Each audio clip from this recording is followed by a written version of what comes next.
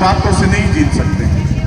आज Bhanwar Singh camp, Nepali camp के बहुत सारे वो चेहरे मुझे नहीं दिखाई दे रहे नेता जो बीजेपी का झंडा उठाकर घूम रहे थे कि मोदी जी की गारंटी है, मोदी जी की गारंटी। मोदी गारंटी देके चला गया सेक्टर 12 के ग्राउंड में कि कोई झुग्गी नहीं तोड़ी जाएगी। परंतु कितने बार मोदी की गारंटी को कितने बार आप साइन करो। एक गारंटी उसने पहली बार दी थी कि 15 लाख हर महीने ही बीजेपी की सरकार। हमें आपसे रहम नहीं चाहिए, आपसे भीख नहीं चाहिए। हमारी वोट की कीमत वो वकील जभी कुछ कर पाएगा जब आप साथ होंगे, सब मिलके साथ लड़ेंगे। एक और मैं बात कह के जाता हूँ, अभी यहाँ से आने से पहले परमिला जी, क्योंकि हमारा बेटा भी एडवोकेट है, वो खुद वकील है, तो किसी सीनियर से बात कर रहा था कि सर ऐसे ऐसे हमारे यहाँ कोई झुग्गी बस्तियाँ हैं, उनके नोटिस चिपका दिए गए हैं डीजी की तरफ से। उनको रोकने का उनकी डेट है आने वाली 12-13 तारीख को, तो क्या उनको रोकने का हम प्रयास कर सकते हैं? तो उन्होंने कहा कि बेटा पहले नोटिस ले आइए, हम देख लेते हैं कि हम क्या कर सकते हैं, जरूर हो। तो घर से निकलने से पहले आपका इंतजाम करके आइए कि आपके मकानों के बचाने की लड़ाई को किसी तरह लड़ पाए। दूसरी चीज मुझे तब बड़ा कि यहाँ के मौजूदा विधायक अनिल शर्मा जी एक न्यूज चैनल को कहते हैं कि मैं क्या करूं, कोर्ट के आदेश हैं, कोर्ट ने आदेश कर दिया, हम थोड़ी तोड़ रहे हैं झुग्गियां, कोर्ट तोड़ रही है। आपको याद होगा जब सुप्रीम कोर्ट ने आपकी अरविंद केजरीवाल जी की सरकार को ताकत दी कि दिल्ली की जीती हुई सरकार के पास सारे अधिकार होंगे, वो लोगों के हित में काम करने के, उनको बार बार एलजी के आगे या सेंट्रल गवर्नमेंट के आगे गिड़गिड़ाना नहीं पड़ेगा, वो अपने डिसीजन खुद ले सकते हैं। परंतु सेंट्रल गवर्नमेंट, मोदी जी की गवर्नमेंट आधी रात में एक अध्यादेश लेके आई और वो सुप्रीम कोर्ट ने जो ताकत दी थी दिल्ली सरकार को, उस अध्यादेश के तहत वो छीन ली गई।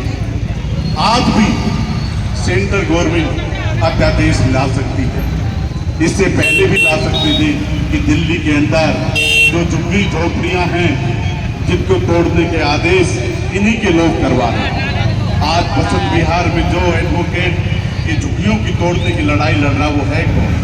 बीजेपी का ही तो आदमी है, बीजेपी का ही तो लीगल सेल का आदमी है। इन्हीं का आदमी हमारे ऊपर केस डालता है कि झुग्गियों को तोड़ दो और यही कहते हैं कि कोर्ट का आदेश है। ऐसे कैसे चले? कब तक ये झूठ बोलते रहेंगे? जब तक आप सहन करोगे ये झूठ फैलाते रहेंगे। अब आपका नंबर है, आपका काम है कि आप इस झूठ को और सहन करना चाहते हो या इसके खिलाफ आवाज उठाना चाहते हो। आवाज उठाना चाहते हो तो आपकी लड़ाई परमिला टोकस लड़ने को तैयार है, आम आदमी पार्टी लड़ने को तैयार है, अरविंद केजरीवाल लड़ने को तैयार है। आज एक ये नारों का वक्त नहीं, आज चिंतन का वक्त है।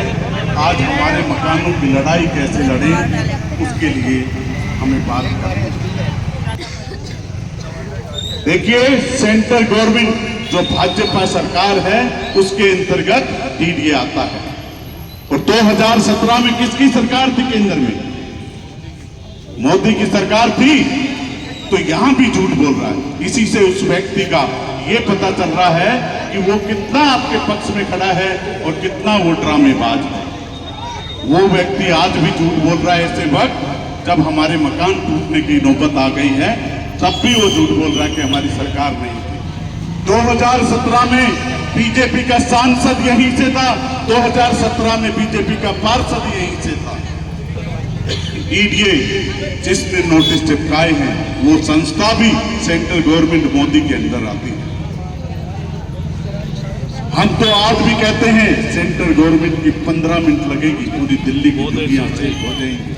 आज ही मोदी जी एक अध्यादेश ले आए कि दिल्ली के अंदर जितने झुग्गी बस्ती कैंप है जो किसी की भी भूमि पे है उनको नहीं तोड़ा जाएगा, और मान लो किसी को हटाना भी है तो उसको पहले मकान दिए जाएंगे। आज हम आपसे वायदा करते हैं किसी भाई के किसी भी एक घर की ईंट को नहीं हिलने देंगे। आपकी ये जो लड़ाई होगी,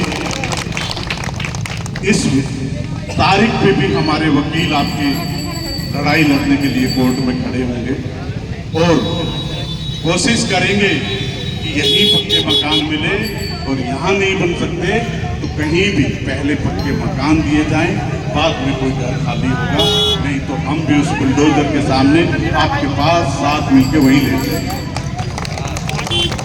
बिल्कुल, अगर यही चाहिए तो यही की लड़ाई जब भी लड़ सकते हैं जब पूरा कैंप ये पार्टी पॉलिटिक्स छोड़ के सब एक हो जाइए और मिलके ये लड़ाई लड़िए, जब जाके ये मकान बचेंगे। अब मैं आपकी विधायक प्रमिला टोटस जी से आग्रह करूंगा कि वो अपना जो भी आपके बीच में वक्तव्य हैं रखें।